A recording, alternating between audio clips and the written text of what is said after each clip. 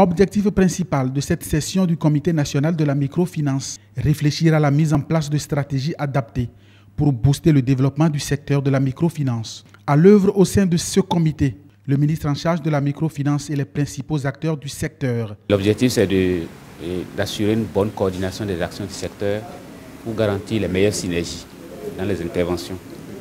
Ça permet aussi de pouvoir coordonner les interventions des différents partenaires techniques et financiers dans le secteur de la microfinance pour un meilleur développement, un développement organisé et cohérent.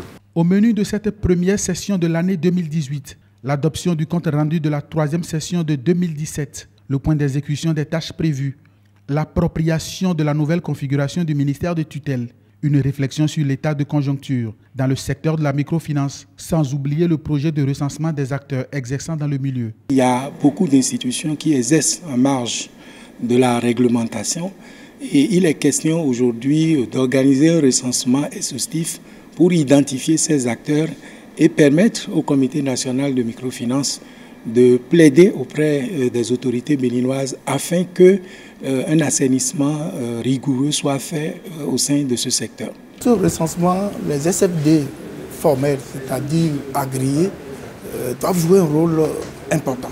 Parce que nous-mêmes, nous sommes sur le terrain et nous connaissons ces structures-là. Donc il faudrait que nous apportons notre pierre à l'édifice, c'est-à-dire en dénonçant ces structures-là. Cette session est présidée par le conseiller technique de la microfinance du ministre en charge du secteur. Elle augure de lendemain meilleur pour la microfinance, puisqu'à terme, les acteurs illégaux seront éjectés pour permettre un plein épanouissement des institutions accréditées.